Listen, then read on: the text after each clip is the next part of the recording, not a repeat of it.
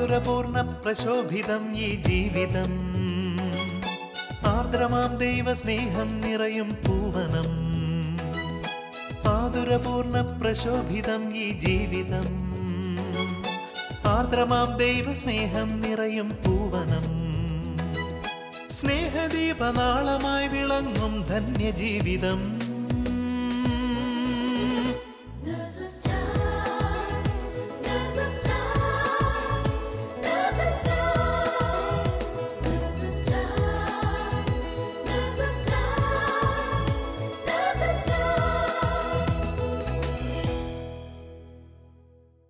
ഈശോ മിശിഹായ്ക്ക് സ്തുതിയായിരിക്കട്ടെ.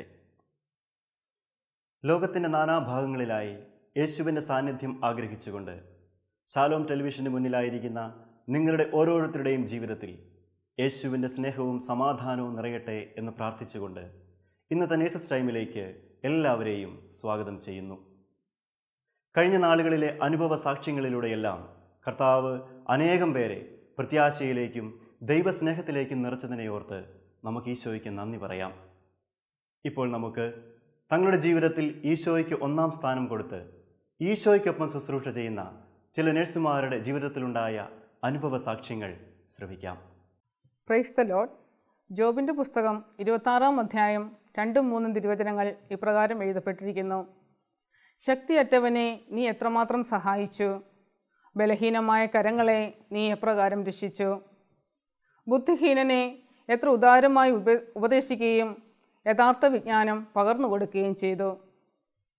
കർത്താവിൽ പ്രിയ കൂട്ടുകാരെ, ബലഹീനമായിരുന്ന നാം ഓരോരുത്തരെയും അവിടുന്ന് താങ്ങുകയും ഉയർത്തുകയും സ്നേഹത്തോടെ ചേർത്ത് നിർത്തുകയും ബലഹീനമായിരുന്ന കരങ്ങളെ ശക്തിപ്പെടുത്തിക്കൊണ്ട് അവിടുത്തെ സ്നേഹം, കരുണ, സാമീപ്യം എല്ലാം തങ്ങളുടെ ജീവിതത്തിലും ശുശ്രൂഷാ മേഖലയിലും അനുഭവിച്ചറിഞ്ഞ ഏതാനും ചില നഴ്സസിൻ്റെ അനുഭവ സാക്ഷ്യങ്ങൾ നമുക്കിപ്പോൾ പങ്കുവയ്ക്കാം. എൻ്റെ പേര് റേച്ചൽ ഫിലിപ്പ്. 11 വർഷമായി ഞാൻ ഇവിടെ നേഴ്സായിട്ട് ജോലി ചെയ്യുന്നു. എൻ്റെ ഹസ്ബൻഡും 2 കുട്ടികളും നാട്ടിലാണ്. ഞാനിവിടെ ഹോസ്റ്റലിൽ താമസിക്കുന്നു. എൻ്റെ പേര് മേരി. ഞാൻ കഴിഞ്ഞ 15 വർഷമായി കുവൈറ്റിൽ ജോലി ചെയ്യുന്നു. ഹസ്ബൻഡും 3 കുഞ്ഞുങ്ങളും ഇവിടെയുണ്ട്. എൻ്റെ പേര് Geetha. I am from Mangalore. ഞാൻ കുവൈറ്റിൽ നഴ്സായിട്ട് 18 വർഷത്തോളം ജോലി ചെയ്യുന്നു. എൻ്റെ ജീവിത പങ്കാളി 3 മക്കളും ഇവിടെ ഉണ്ട്. എൻ്റെ പേര് മിനി. 9 വർഷമായി കുവൈറ്റ് നേഴ്സായി ജോലി ചെയ്യുന്നു. എൻ്റെ ജീവിത പങ്കാളിയും 3 കുഞ്ഞുങ്ങളും നാട്ടിലാണ്. റേച്ചൽ നഴ്സസ് മിനിസ്ട്രിയിലേക്ക് കടന്നു വരുവാനായി ഈശോയുടെ പ്രത്യേക ഒരു വിളി ഉണ്ടായിട്ടുണ്ടെന്ന് ഞങ്ങൾ കേട്ടിട്ടുണ്ട്. അതിനെക്കുറിച്ച് റേച്ചലിന് ഞങ്ങളുമായി ഒന്ന് പങ്കുവയ്ക്കാമോ? വിശുദ്ധ യോഹന്നാൻ എഴുതിയ സുവിശേഷം 15-ാം അധ്യായം 16-ാം വാക്യം: നിങ്ങൾ എന്നെ തിരഞ്ഞെടുക്കുകയല്ല, ഞാൻ നിങ്ങളെ തിരഞ്ഞെടുക്കുകയാണ് ഉണ്ടായത്. നിങ്ങൾ ലോകമെങ്ങും പോയി ഫലം പുറപ്പെടുവിക്കുന്നതിനും നിങ്ങളുടെ ഫലം നിലനിൽക്കുന്നതിനും വേണ്ടി. ഈ ഒരു ദൈവവചനം അന്വർത്ഥമാകുന്ന രീതിയിലുള്ള ഒരു വിളിയാണ് എൻ്റെ ജീവിതത്തിലുണ്ടായത്.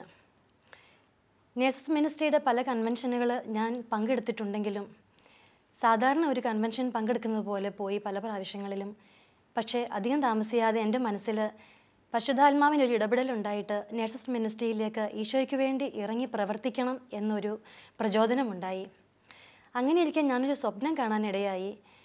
തിരുവോസ്തി എടുത്ത് അച്ഛൻ വാഴ്ത്തി അൾത്താരയിൽ വെച്ച് മുട്ടുകുത്തുമ്പോൾ വലിയൊരു നീലപ്രകാശം അൾത്താര നിറഞ്ഞു നിൽക്കുകയും എല്ലാവരും വളരെ അത്ഭുതപ്പെട്ട് ഹല്ലേലൂയ പറഞ്ഞ് സ്തുതിക്കുന്നു. കുറച്ച് കഴിഞ്ഞപ്പോൾ ആ നീലപ്രകാശം നിൽക്കുകയും പിന്നെ ഞങ്ങൾ വിശുദ്ധ കുർബാന സ്വീകരിച്ച് അവിടെ ഇരിക്കുമ്പോൾ നേഴ്സസ് മിനിസ്ട്രിയിലെ 2 ചേച്ചിമാർ വന്ന് ചോദിക്കുകയാണ്, നിങ്ങൾക്ക് നേഴ്സസ് മിനിസ്ട്രിയിലേക്ക് ദൈവത്തിന് വേണ്ടി ഇറങ്ങി പ്രവർത്തിക്കുവാൻ താല്പര്യമുണ്ടെങ്കിൽ പേര് തരണമെന്ന് പറഞ്ഞ്. അപ്പോൾ ഞാൻ പറഞ്ഞു, ചേച്ചി എനിക്ക് വലിയ കഴിവുകളൊന്നുമില്ല, മ്യൂസിക് മിനിസ്ട്രിയിലേക്ക് എൻ്റെ പേരിട്ടോളൂ എന്ന് പറഞ്ഞ് ആ സ്വപ്നം അങ്ങനെ അവസാനിച്ചു. എൻ്റെ ഹോസ്റ്റലിലെ കൂട്ടുകാരുമായിട്ട് ഞാൻ ആ സ്വപ്നത്തെക്കുറിച്ച് പങ്കുവച്ചപ്പോൾ അവർ പറഞ്ഞത്, ഈശോയുടെ ഒരു ഇടപെടൽ ഉണ്ടാകുന്നതിന് വേണ്ടി നമുക്ക് വെയിറ്റ് ചെയ്യാം, പ്രാർത്ഥിക്കാമെന്ന്. കുറച്ച് ദിവസങ്ങൾക്കുള്ളിൽ തന്നെ നേഴ്സസ് മിനിസ്ട്രിയിൽ നിന്നും ഒരു ഫോൺ കോൾ വരികയാണ് എനിക്ക്. വളരെ സ്നേഹത്തോടെ അവരെന്നോട് ചോദിക്കുകയാണ്, റേച്ചൽ, നേഴ്സസ് മിനിസ്ട്രിയുടെ കമ്മിറ്റ്മെൻറ്റ് ടീമിലേക്ക് ഇറങ്ങി പ്രവർത്തിക്കുവാൻ റേച്ചലിന് താല്പര്യമുണ്ടോ, ഞങ്ങൾ പേര് ചേർക്കട്ടെ എന്ന്. എനിക്ക് വളരെ അത്ഭുതമായി, അതിലേറെ സന്തോഷവുമായി. കാരണം എൻ്റെ സ്വപ്നവും ഈ ഫോൺ കോളും തമ്മിൽ വലിയൊരു ബന്ധമുണ്ടല്ലോ. ഞാൻ എന്നെ വിളിച്ച ആളിനോടും ഇത് ഷെയർ ചെയ്തു. അവർക്കും വളരെ സന്തോഷമായി. അവരെന്നെ ആത്മാവിൽ ബലപ്പെടുത്തുകയും അന്നു മുതൽ ഇന്ന് വരെ നഴ്സസ് മിനിസ്ട്രിയുടെ കമ്മിറ്റ്മെൻറ്റ് ടീമിൽ ഒരു മെമ്പറായി ഞാൻ തുടർന്നുകൊണ്ടിരിക്കുന്നു. റേച്ചലിന്റെ മനസ്സിന്റെ ആഗ്രഹങ്ങൾ തിരിച്ചറിഞ്ഞ ആ സർവശക്തനായ ദൈവം റേച്ചലിന്റെ ആഗ്രഹങ്ങൾ നിറവേറി തന്നു. അതുപോലെ മിനി മറ്റുള്ളവരുടെ വേദനകൾ സ്വന്തം വേദനയായിട്ട് ഏറ്റെടുത്ത് അവർക്ക് വേണ്ടി മധ്യസ്ഥ പ്രാർത്ഥനയിലെ വളരെ ആത്മാർത്ഥത്തോടെ പ്രാർത്ഥിക്കുന്നേ നാം പല പ്രാവശ്യം കണ്ടിട്ടുണ്ട്. എങ്ങനെ മിനി ഈ നഴ്സസ് മിനിസ്ട്രിയിലേക്ക് കടന്നു വന്നു? അതിനെ പറ്റി ഞങ്ങളുടെ പങ്കുവെക്കാമോ? പണ്ട് തൊട്ട് വിശുദ്ധ കുർബാനയോടും ജപമാലയോടുമൊക്കെ ഒത്തിരി തീഷ്ണതയുള്ള ഒരു വ്യക്തിയായിരുന്നു. എന്നാൽ 2015 നഴ്സസിൻ്റെ ഒരു കൺവെൻഷൻ കൂടുകയും അവിടെ വെച്ച് പരിശുദ്ധാത്മാവിൻ്റെ ശക്തമായ ഒരു പ്രേരണയുണ്ടായി മറ്റുള്ളവർക്ക് വേണ്ടി പ്രാർത്ഥിക്കാനായിട്ട്. അന്ന് തൊട്ട് ഞാൻ നേഴ്സസ് മിനിസ്ട്രിയിലേക്ക് കടന്നു വരികയും പിന്നീട് നേഴ്സസ് മിനിസ്ട്രിയിലെ മധ്യസ്ഥ പ്രാർത്ഥനാ ഗ്രൂപ്പിൽ ഇന്നും സജീവമായി പ്രവർത്തിക്കുന്നു. മേരി ചേച്ചിയുടെ നഴ്സസ് മിനിസ്ട്രിയിലേക്കുള്ള വരവിന് കുടുംബം വലിയൊരു പ്രചോദനമായി തീർന്നു എന്ന് ഞങ്ങൾ കേട്ടിട്ടുണ്ടല്ലോ. അതിനെക്കുറിച്ച് ചേച്ചി ഞങ്ങളുമായിട്ടൊന്ന് പങ്കുവെക്കാമോ? തീർച്ചയായിട്ടും. സാധാരണയായി ഡ്യൂട്ടി കഴിഞ്ഞാൽ ഒരു ഉറക്കം, പിന്നെ TV, സീരിയൽ, അങ്ങനെ കഴിഞ്ഞു പോകുന്ന നാളുകൾ. ഒരു ദിവസം എൻ്റെ ഹസ്ബൻഡ് പള്ളിയിൽ നിന്ന് വന്നപ്പോൾ നഴ്സസ് കൺവെൻഷൻ്റെ ഒരു നോട്ടീസ് കൊണ്ടുവന്നിട്ട് എന്നോട് ചോദിച്ചു, ഇങ്ങനെയൊക്കെ കുറച്ച് കാര്യങ്ങൾ നഴ്സസിന് വേണ്ടിയിട്ട് ഇവിടെ നടക്കുന്നുണ്ട്, നിനക്കിതിനെക്കുറിച്ച് എന്തെങ്കിലും അറിയാമോ എന്ന്. ഞാൻ അത്ര കാര്യമായി ഒന്നും ഗണിച്ചില്ല. പിന്നെ ഒരു ദിവസം ഞാൻ പള്ളിയിൽ ചെന്നു. കുർബാനയ്ക്ക് ശേഷം വന്നപ്പോൾ നഴ്സസ് മിനിസ്ട്രിയിലെ കുറച്ച് ടീമംഗങ്ങൾ നഴ്സസ് കൺവെൻഷൻ്റെ നോട്ടീസ് വിതരണം ചെയ്യുകയും അവർ സ്നേഹപൂർവ്വം നഴ്സസ് കൺവെൻഷനിലേക്ക് കടന്നു വരണമെന്ന് അഭ്യർത്ഥിക്കുകയും ചെയ്തു. ഓക്കെയൊക്കെ പറഞ്ഞു ഞാൻ കടന്നുപോയി. പോകും വഴിയിൽ ഞാനിങ്ങനെ ചിന്തിച്ചു, നഴ്സസിൻ്റെ കൺവെൻഷൻ, എന്തിനാണ് നഴ്സസിന് തന്നെ ഇങ്ങനെ ഒരു കൺവെൻഷൻ, മറ്റുള്ളവർക്കും ആയിക്കൂടെ എന്നൊക്കെ വിചാരിച്ചിങ്ങനെ പോണോ വേണ്ടയോ എന്ന് വിചാരിച്ച് ആ ദിവസവും കഴിഞ്ഞു പോയി. പിന്നെ ഒരു ദിവസവും ഞാൻ പള്ളിയിൽ ചെന്നപ്പോൾ പിന്നെയും നഴ്സസ് മിനിസ്ട്രി കൂട്ടുകാർ സമീപിച്ചു. ചേച്ചി, ഇത് നഴ്സസിനാണ്, ഒത്തിരി അനുഗ്രഹങ്ങളുള്ള കൺവെൻഷനാണ്, ചേച്ചി അതിലേക്ക് കടന്നു വരണമെന്ന്. എന്തായാലും നഴ്സസിൻ്റെ അല്ലേ, അവിടെ എന്ത് സംഭവിക്കുന്നു എന്നറിയാമെന്ന് വിചാരിച്ച് ഞാൻ ആ കൂട്ടത്തിൽ പേര് രജിസ്റ്റർ ചെയ്തു. ആ കൺവെൻഷനിലേക്ക് കടന്നു ചെല്ലുകയും അന്ന് നഴ്സസ് മിനിസ്ട്രിയെക്കുറിച്ച് കൂടുതൽ അറിയുവാനും അതിലേക്ക് കടന്നു ചെല്ലണമെന്നൊരാഗ്രഹം ഉണ്ടാകുകയും ചെയ്തു. അതിനുശേഷം എൻ്റെ TV സീരിയലുമെല്ലാം ഞാൻ ഉപേക്ഷിക്കുകയും നഴ്സസ് മിനിസ്ട്രിയിലേക്ക് കടന്നു വരികയും അതിൽ ആക്റ്റീവായി പ്രവർത്തിക്കാൻ തുടങ്ങുകയും ചെയ്തു. ഗീത ഒരു മലയാളി അല്ലെങ്കിലും എങ്ങനെയാണ് ഈ നഴ്സസ് മിനിസ്ട്രിയിലേക്ക് കടന്നു വരാനുണ്ടായ സാഹചര്യം ഒന്ന് പറയാമോ? തീർച്ചയായിട്ടും മിനി, എനിക്ക് നഴ്സസ് മിനിസ്ട്രി പറ്റി ഒന്നും അറിയില്ലായിരുന്നു. എൻ്റെ ഒരു ഫ്രണ്ട് ഒരു ദിവസം നഴ്സസ് മിനിസ്ട്രി പറ്റി ഇൻട്രൊഡ്യൂസ് ചെയ്തു. അപ്പോൾ എൻ്റെ മനസ്സിൽ വിചാരിച്ചു, എനിക്ക് ഭാഷ അറിയത്തില്ല, ആ ഭാഷയിൽ എങ്ങനെ പ്രാർത്ഥിക്കണമെന്ന് അറിയില്ല, ഒന്നുമേ അറിയാത്ത ഞാൻ അവിടെ പോയിട്ട് എന്ത് കാര്യം. പിന്നെ ഞാൻ ഓർത്തു, എന്തെങ്കിലും ആട്ടെ, അവിടെ പോയി നോക്കാം. ഈ വിചാരത്തോടെ നഴ്സസ് മിനിസ്ട്രിയുടെ ഒരു പ്രാർത്ഥന കൂട്ടായ്മയിലെ പോയി. അവിടെ പോയിട്ട് നിങ്ങളെല്ലാവരുടെ സ്നേഹം, ദൈവഭക്തിയും ത്യാഗമയ ജീവിതം കണ്ടിട്ട് ശരിക്കും ഇംപ്രസ് ആയി പോയി. നിങ്ങളെല്ലാവരും എന്റെ പോലെ തന്നെ ഫാമിലി ഉള്ളവരാണ്, എന്നെ പോലെ തന്നെ ജോലി ചെയ്യുന്നേ. നിങ്ങളെല്ലാവർക്കും മറ്റുള്ളവർക്ക് വേണ്ടി ദൈവത്തിന് വേണ്ടി കൊടുക്കാൻ സമയമുണ്ടെങ്കിലേ എനിക്ക് എന്തുണ്ടാ സമയമില്ലാത്ത ഈ ഒരു ബോധ്യം എനിക്ക് വന്നു. മത്തായിയുടെ സുവിശേഷം 6-ാമത്തെ അധ്യായ 33-ാമത്തെ തിരുവചനത്തിൽ പറയുന്നു, നിങ്ങൾ ആദ്യം അവിടുത്തെ രാജ്യവും അവിടുത്തെ നീതിയും അന്വേഷിക്കുക, അതോടൊപ്പം മറ്റുള്ള എല്ലാം നിങ്ങൾക്ക് ലഭിക്കും. ഈ വചനം എന്നെ മുന്നോട്ട് പോവാൻ ശക്തിപ്പെടുത്തു. അത് കഴിഞ്ഞിട്ട് എനിക്ക് നഴ്സസ് കൺവെൻഷൻ അറ്റൻഡ് ചെയ്യാനോ ഫോർമേഷൻ ക്ലാസ്സസ് അറ്റൻഡ് ചെയ്യാനോ അവസരം കിട്ടി. അന്ന് തൊട്ട് ഇന്നുവരെ ഈ കോർ ടീമിലെ നാം ചേർന്ന് നടക്കുന്നു. ഗീത, ഈശോയ്ക്ക് വേണ്ടി സമയം മാറ്റിവെച്ചപ്പോൾ ഉണ്ടായ അനുഭവം നമുക്കെല്ലാവർക്കും ഒരു പ്രചോദനമായി മാറട്ടെ. ഗീത, മേരി ചേച്ചി, മിനി ചേച്ചി, നിങ്ങൾ ഒരേ ഹോസ്പിറ്റലിൽ ഒരേ ഡിപ്പാർട്ട്മെൻറ്റിൽ ജോലി ചെയ്യുന്നവരാണെന്നും അവിടെ നഴ്സസ് മിനിസ്ട്രിയിലേക്ക് വന്നതിന് ശേഷം ദൈവിക സ്നേഹം എല്ലാവരിലേക്കും എത്തിച്ചു കൊടുക്കുവാനും ഒരു പ്രാർത്ഥനാ കൂട്ടായ്മ നിലനിർത്താനും നിങ്ങൾക്ക് സാധിച്ചു എന്ന് ഞങ്ങൾ കേട്ടിട്ടുണ്ട്. ആ അനുഭവത്തെക്കുറിച്ച് ഞങ്ങളുമായിട്ടൊന്ന് ഷെയർ ചെയ്യാമോ? യെശയ്യായുടെ പുസ്തകം 61-ാം അധ്യായം 1-2 തിരുവചനങ്ങൾ ഇപ്രകാരം എഴുതപ്പെട്ടിരിക്കുന്നു. ദൈവമായ കർത്താവിൻ്റെ ആത്മാവ് എൻ്റെ മേലുണ്ട്, പീഡിതരെ സദ്വാർത്ത അറിയിക്കുവാൻ അവിടുന്ന് എന്നെ അഭിഷേകം ചെയ്തിരിക്കുന്നു. ഹൃദയം നുറുങ്ങിയവരെ ആശ്വസിപ്പിക്കുവാനും തടവുകാർക്ക് മോചനവും ബന്ധിതർക്ക് സ്വാതന്ത്ര്യവും പ്രഖ്യാപിക്കുവാനും കർത്താവിൻ്റെ കൃപാവത്സരവും നമ്മുടെ ദൈവത്തിൻ്റെ പ്രതികാര ദിനവും പ്രഘോഷിക്കുവാനും വിലപിക്കുന്നവർക്ക് സമാശ്വാസം നൽകുവാനും അവിടുന്ന് എന്നെ അയച്ചിരിക്കുന്നു. ഞാൻ അറിയാതെ തന്നെ എൻ്റെ ഈശോ എന്നെ എൻ്റെ ഡിപ്പാർട്ട്മെൻറ്റ് ഇൻചാർജായി തിരഞ്ഞെടുത്തു. പല പ്രതിസന്ധികളിലൂടെ കടന്നുപോയി. അപ്പോൾ നേഴ്സസ് മിനിസ്ട്രിയിലെ കുറച്ച് കൂട്ടുകാർ എൻ്റെ ഡിപ്പാർട്ട്മെൻറ്റിലുണ്ട്. അവർ എന്നോട് പറഞ്ഞു, മേരി, നമുക്കെന്നും മോർണിംഗ് മീറ്റിങ്ങിൻ്റെ കൂടെ ഒരു പ്രാർത്ഥനയോടുകൂടി നമുക്ക് ആ ദിനം ആരംഭിക്കാമെന്ന്. പക്ഷേ പല കമ്മ്യൂണിറ്റിയുള്ള ആ ഗ്രൂപ്പിൽ എങ്ങനെ പ്രാർത്ഥിക്കാൻ പറയും, എങ്ങനെ പ്രാർത്ഥിക്കും എന്നൊക്കെ എനിക്ക് ഭയങ്കര ശങ്കയായിരുന്നു. അങ്ങനെ ദിവസങ്ങളും മാസങ്ങളും കഴിഞ്ഞു പോയി. 2015 നേഴ്സസ് കൺവെൻഷൻ വന്നു. ആ കൺവെൻഷനിൽ എനിക്ക് ആത്മധൈര്യം കുറച്ച് കിട്ടി.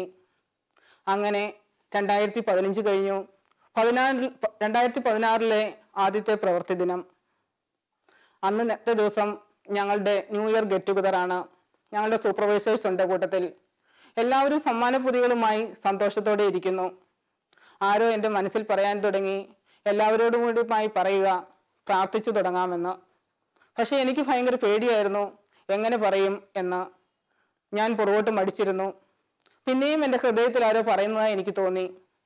എന്തായാലും ഞാൻ പറഞ്ഞു, പുതിയ പ്രവർത്തന ദിനമല്ലേ, നമുക്ക് പ്രാർത്ഥിച്ച് ഇന്നത്തെ ദിവസം തുടങ്ങാമെന്ന്. ഞാൻ പറഞ്ഞപ്പോൾ എല്ലാവരും അത് സന്തോഷത്തോടെ സ്വീകരിക്കുകയും ഞങ്ങൾ ഒരു നിമിഷം എല്ലാവരും എഴുന്നേറ്റ് നിന്ന് അന്നത്തെ ദിവസത്തെ ഓർത്ത്, പുതിയ ദിനത്തെ ഓർത്ത് നന്ദി പറഞ്ഞുകൊണ്ട് ഞങ്ങൾ ആ ദിനം തുടങ്ങി. രണ്ടാമത്തെ ദിവസവും കടന്നു വന്നു. അപ്പോഴും എൻ്റെ ഹൃദയത്തിൽ പറയാൻ തുടങ്ങി, പ്രാർത്ഥിച്ചു തുടങ്ങാമെന്ന്. ഇന്നലെ കഴിഞ്ഞു, ഇന്നും എങ്ങനെ പ്രാർത്ഥിക്കാൻ പറയും? എന്തായാലും പറയാമെന്ന് വിചാരിച്ചു. ഞാൻ പറഞ്ഞു, ഇനി നമുക്ക് എല്ലാ ദിവസവും പ്രാർത്ഥനയോടുകൂടി നമ്മുടെ പ്രവൃത്തി ദിനം ആരംഭിക്കാമെന്ന്. എല്ലാവരും അത് സന്തോഷപൂർവ്വം സ്വീകരിച്ചു. അന്നു മുതൽ ഞങ്ങൾ രാവിലെ പ്രാർത്ഥനയോടുകൂടി ഞങ്ങളുടെ പ്രവൃത്തി ദിനം ആരംഭിക്കാൻ തുടങ്ങി. അതിനുശേഷം ഞങ്ങൾ കുറച്ച് കൂട്ടുകാർ കൂടി കരുണക്കൊന്ത ചെല്ലുകയും മാതാവിൻ്റെ വിമലഹൃദയ പ്രതിഷ്ഠ ഏറ്റു ചൊല്ലുകയും അമ്മയുടെ വിമലഹൃദയത്തിലേക്ക് അന്നേ ദിവസത്തെ എല്ലാ പ്രവർത്തനങ്ങളെയും സമർപ്പിച്ചുകൊണ്ട് ഞങ്ങൾ ദിവസങ്ങൾ ആരംഭിച്ചു. അതിനുശേഷം ഞാൻ എൻ്റെ ഓരോ തിയേറ്ററിൻ്റെയും മെയിൻ ഡോറിൽ പോയി കുരിശ് വരച്ചുകൊണ്ട് ആ തിയേറ്ററിനെയും അവിടുത്തെ ടീം അംഗങ്ങളെയും അവിടെ നടക്കാൻ പോകുന്ന സർജറികളെയും എക്യുപ്മെന്റിനെയും എല്ലാം ഈശോയുടെ തിരുക്കരങ്ങളിൽ സമർപ്പിച്ച് പ്രാർത്ഥിക്കാൻ തുടങ്ങി. ഇത് പറയുമ്പോഴാണ് എനിക്ക് എൻ്റെ ജീവിതത്തിൽ, എൻ്റെ ശുശ്രൂഷ മേഖലയിൽ ദൈവം എന്നെ കരം പിടിച്ചുയർത്തിയ ഒരു സംഭവം ഓർമ്മ വന്നത്. ഞാൻ ഇൻചാർജ് ആയിരുന്നത് കൊണ്ടും എന്നെ തലേദിവസം ഒരു ഡോക്ടർ വിളിച്ചു പറഞ്ഞു, നാളെ നടക്കാൻ പോകുന്ന ഒരു സർജറിയെ കുറിച്ച്, അത് കോംപ്ലിക്കേറ്റഡ് ആണ്, ലാപ്രോസ്കോപ്പിക് സർജറിയാണ്, കിഡ്നി ട്യൂമർ ആണ്, ഇന്ന കാര്യങ്ങളെല്ലാം സജ്ജീകരിക്കണമെന്ന്. ഡോക്ടർ പറഞ്ഞതനുസരിച്ച് ഞാൻ എല്ലാം തിയേറ്റർ സെറ്റ് ചെയ്തു, എല്ലാം അറേഞ്ച് ചെയ്തു. സർജറി തുടങ്ങി. നിമിഷങ്ങൾക്കകം മെയിൻ മോണിറ്റർ ബ്ലാക്ക് ഔട്ടായി. എന്ത് ചെയ്യണമെന്ന് അറിയത്തില്ല. വിചാരിച്ച് സ്കോപ്പിന് എന്തെങ്കിലും പ്രശ്നമായിരിക്കുമെന്ന് സ്കോപ്പ് മാറ്റിക്കൊടുത്തു. എങ്കിലും മോണിറ്റർ വന്നില്ല.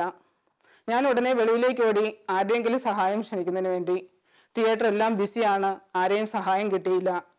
ഉടനെ കൺട്രോൾ റൂമിലേക്ക് ഞാൻ അനൗൺസ് ചെയ്തു ബയോമെഡിക്കൽ ഹെൽപ്പിനെ വിടുന്നതിനായിട്ട്. ഞാൻ തിരിച്ച് എൻ്റെ തിയേറ്ററിലേക്ക് ഓടി ചെല്ലുന്നു. പോകുന്ന വഴി ഞാൻ അമ്മയെ വിളിച്ചു, അമ്മേ മാതാവേ, അമ്മയുടെ പേരാണ് എനിക്കുള്ളത്, എന്നെ സഹായിക്കാൻ എൻ്റെ കൂടെ വരണമേ എന്ന്. കാനായിലെ കല്യാണ വിരുന്നിലെ കുറവ് നികത്തിയ അമ്മേ, എനിക്കറിയില്ല ഇവിടെ എന്ത് ചെയ്യണമെന്ന്. ഈ കുറവ് നികത്താൻ ഈശോയെ എൻ്റെ കൂടെ വരണമെന്ന്. ഞാൻ ഡോർ തുറന്നു. പെട്ടെന്ന് ഡോക്ടർ തിരിഞ്ഞ് മേരി എന്ന് വിളിച്ചു. ഞാൻ ഒരു നിമിഷം നിശ്ചലമായി പോയി. ഈശോയെ എന്ന് വിളിച്ചുകൊണ്ട് ഞാൻ ആ മോണിറ്ററിൻ്റെ അടുത്ത് ചെന്നു. എന്ത് ചെയ്യണം അറിയാതെ മോണിറ്ററിലേക്ക് നോക്കി. ആ നോബിലൊന്ന് തൊട്ടില്ല എന്ന് വന്നപ്പോൾ ആ പിക്ചർ തിരിച്ചു വന്നു. ഡോക്ടർ ഉടനെ പറഞ്ഞു, മേരി നീ ഒന്നും ചെയ്തില്ല എങ്കിലും മോണിറ്റർ തിരിച്ചു വന്നു, അത് മതിയെന്ന്. ഞാൻ ആ നിമിഷം എൻ്റെ ഈശോയ്ക്കും മാതാവിനും 1000 നന്ദി പറഞ്ഞു. അങ്ങനെ സർജറി 3 to 4 hours എടുത്തു. പൂർണ്ണ വിജയമായി സർജറി ഫിനിഷായി. അതിനുശേഷം ഞങ്ങൾ ആ മോണിറ്റർ ചെക്ക് ചെയ്തപ്പോൾ അതിന് സാരമായ കേടുണ്ടെന്നും ദിവസങ്ങൾ ആ മോണിറ്റർ റിപ്പയർ ചെയ്തെടുക്കുവാൻ എടുക്കുകയും ചെയ്തു. അതിനുശേഷം ഞങ്ങളുടെ ഗ്രൂപ്പിലും എല്ലാവർക്കും തന്നെ കൂടുതൽ വിശ്വാസം വരുവാനും പ്രതിസന്ധികളെയൊക്കെ മാതാവിനെയും ഈശോയെയും കൂട്ടുവിളിച്ച് തരണം ചെയ്യുവാനും ഞങ്ങൾക്ക് സാധിക്കുന്നുണ്ട്. മേരി പറഞ്ഞതുപോലെ തന്നെ ഞങ്ങളുടെ ഡിപ്പാർട്ട്മെൻറ്റിൽ ദൈവസ്നേഹം നിറഞ്ഞ ഒരു പ്രാർത്ഥനാ ഗ്രൂപ്പ് തുടങ്ങുവാനായിട്ട് ഞങ്ങൾക്ക് സാധിച്ചു.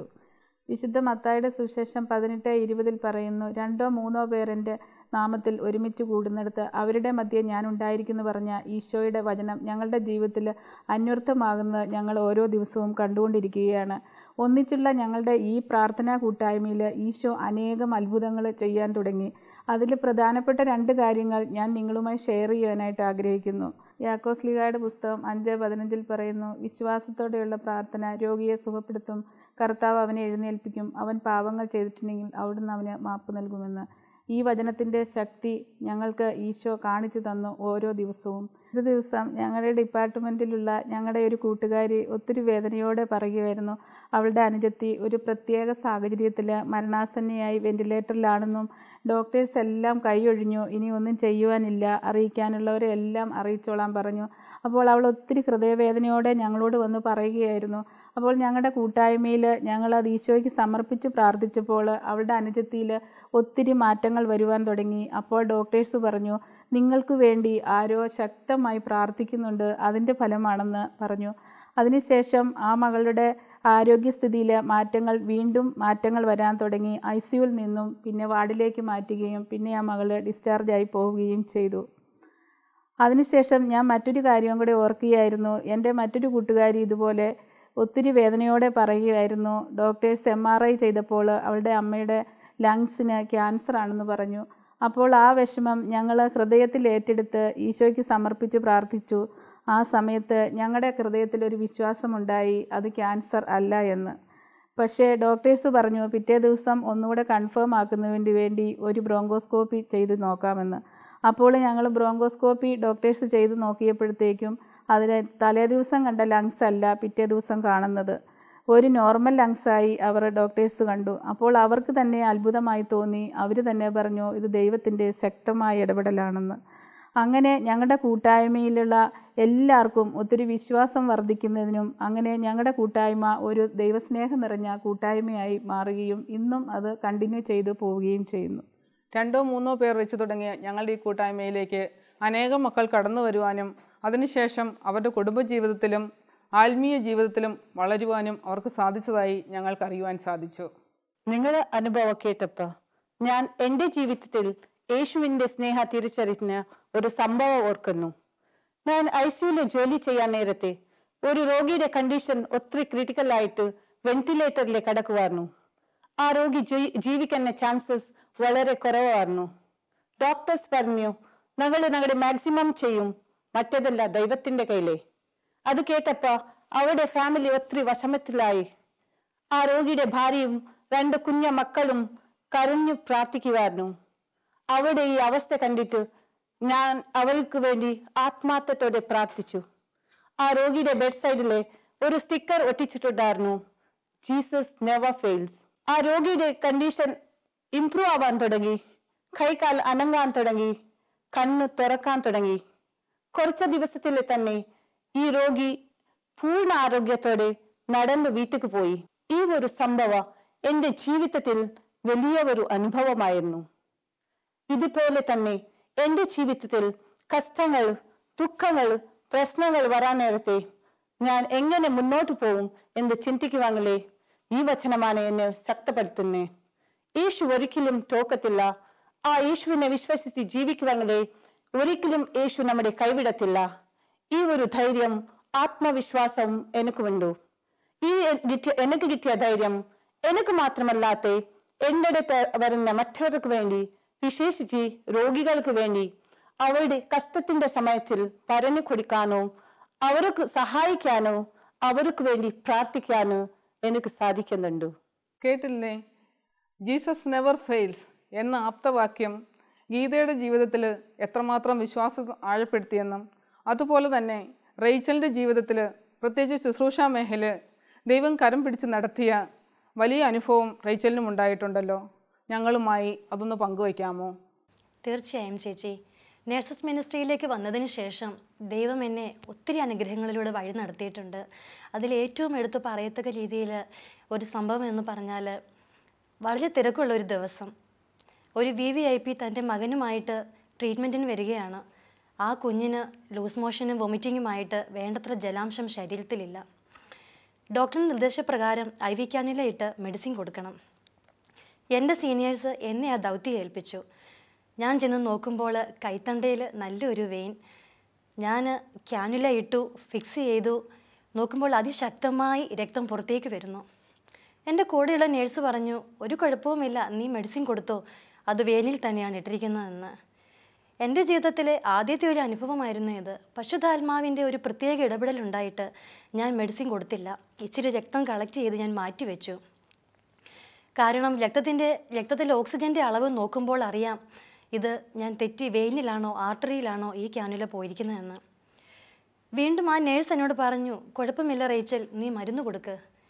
അതിശക്തമായ പരിശുദ്ധാത്മാവിൻ്റെ ഇടപെടലുണ്ടായിട്ട് ഞാൻ മെഡിസിൻ കൊടുക്കുന്നതിന് പകരം IV ഫ്ലൂയിഡ് കണക്ട് ചെയ്തപ്പോൾ ശക്തമായ രക്തം പുറത്തേക്ക് വരുന്നതാണ് കണ്ടത്. ഉടനെ തന്നെ ഞാനത് സ്റ്റോപ്പ് ചെയ്തു. കളക്ട് ചെയ്ത രക്തം പരിശോധിച്ചപ്പോൾ ഓക്സിജൻ്റെ ലെവൽ 100%. എൻ്റെ ദൈവം എനിക്ക് വേണ്ടി അവിടെ ചെയ്ത വലിയ കരുതലെന്ന് പറഞ്ഞാൽ, എൻ്റെ മാനുഷിക ബുദ്ധിക്കനുസരിച്ച് ഞാൻ ആ മെഡിസിൻ അവിടെ കൊടുത്തിരുന്നെങ്കിൽ കുറച്ച് ദിവസങ്ങൾക്കുള്ളിൽ തന്നെ ആ കുഞ്ഞിൻ്റെ കൈകൾ മുറിച്ചു മാറ്റപ്പെട്ടേനെ. ആ കുഞ്ഞിൻ്റെ കൈകളെയും എന്നെയും രക്ഷിച്ച എൻ്റെ ദൈവത്തിന് 1000 നന്ദി. ഈ സംഭവത്തെ കൂടുതൽ എനിക്ക് വ്യക്തമാക്കി തരുന്ന രീതിയിൽ എൻ്റെ ദൈവം എൻ്റെ ജീവിതത്തിൽ ചെയ്ത ഈ സംഭവത്തിന് ആഴം എന്തെന്ന് പറഞ്ഞാൽ, എൻ്റെ കൂടെയുള്ളൊരു സീനിയർ നേഴ്സ് അതിനോട് തത്തുല്യമായ ഒരു സംഭവം ഫേസ്ബുക്കിൽ കാണാനിടയായി. സൗദിയിൽ ഇങ്ങനൊരു സംഭവം ഉണ്ടായിട്ട് ആ നേഴ്സിന് അത് മനസ്സിലാക്കാൻ പറ്റിയില്ല. അവർ ഇഞ്ചക്ഷൻ കൊടുത്തു. ആ കുഞ്ഞിൻ്റെ കൈകൾ കുറച്ച് ദിവസങ്ങൾക്കുള്ളിൽ മുറിച്ചു മാറ്റപ്പെട്ടു. ഓർത്തു നോക്കിയാൽ എത്ര നന്ദി പറഞ്ഞാലും മതിയാവില്ല സർവശക്തനായ ദൈവം എൻ്റെ ജീവിതത്തിൽ ചെയ്ത അനുഗ്രഹങ്ങൾ. ഈ അനുഭവത്തിലൂടെ എൻ്റെ ഡിപ്പാർട്ട്മെൻറ്റിലും എൻ്റെ മേലധികാരികളിലും ഈശോ എത്രമാത്രം അവിടെ ഇടപെട്ടെന്ന് മനസ്സിലാവുകയും അന്നു മുതൽ ഇന്നു വരെ ഞാൻ പരിചയപ്പെടുന്ന ഓരോ നേഴ്സുമാരിലും എൻ്റെ ഈശോ എനിക്ക് ചെയ്ത അത്ഭുതത്തെക്കുറിച്ച് പറയുവാനും, ഒരു രോഗിയെ നമ്മൾ ഏറ്റെടുക്കുമ്പോൾ എത്രമാത്രം നമ്മുടെ കഴിവല്ല ഈശോയിലേക്ക് അവരെ കൊടുത്തുകൊണ്ട് ഏറ്റെടുക്കാനുള്ളൊരു അനുഭവം അവരുമായിട്ട് പങ്കുവയ്ക്കുവാനും എനിക്ക് സാധിക്കുന്നുണ്ട്. കേട്ടില്ലേ, ദൈവം ഓരോരുത്തരെയും എത്ര സ്നേഹപൂർവ്വം കരുതലും നമുക്ക് നൽകിയെന്ന്.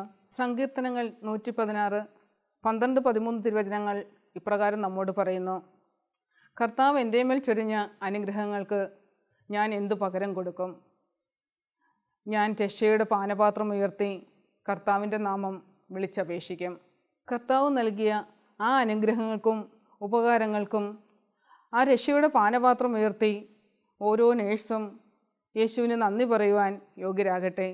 അങ്ങനെ ഓരോ നേഴ്സും അവരുടെ കുടുംബവും വിശുദ്ധിയിലേക്ക് വളരട്ടെ. ഈശോ മിശിഹായ്ക്ക് സ്തുതിയായിരിക്കട്ടെ.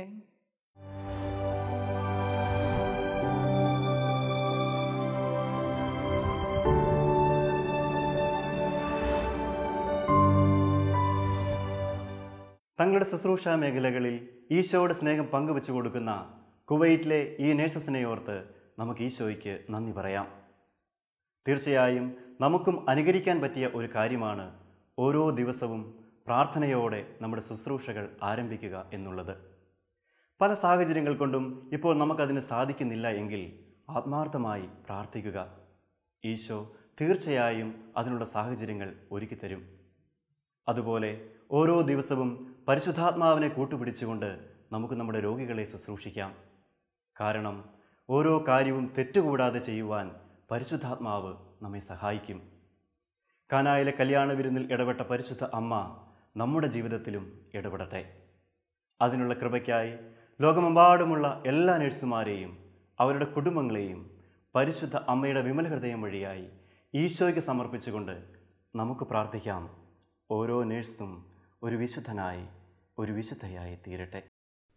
ദൈവമാതാവും ഞങ്ങളുടെ അമ്മയുമായ കന്യകാമറിയമേ, ഫാത്തിമാനാഥേ, എന്നെയും എൻ്റെ കുടുംബത്തെയും തിരുസഭയെയും മാനവകുലത്തെയും ലോകമെമ്പാടുമുള്ള നേഴ്സുമാരെയും അങ്ങേ വിമല ഹൃദയത്തിന് പ്രതിഷ്ഠിക്കുന്നു. അങ്ങേ ശക്തിയുള്ള സംരക്ഷണത്തിൽ ഞങ്ങളെ കാത്തുകൊള്ളണമേ. അങ്ങ് ഞങ്ങളുടെ നാഥയും സംരക്ഷകയുമാകണമേ. ആത്മീയവും ശാരീരികവുമായ സകല അപകടങ്ങളിലും ക്ലേശങ്ങളിലും നിന്ന് ഞങ്ങളെ രക്ഷിച്ചുകൊള്ളണമേ.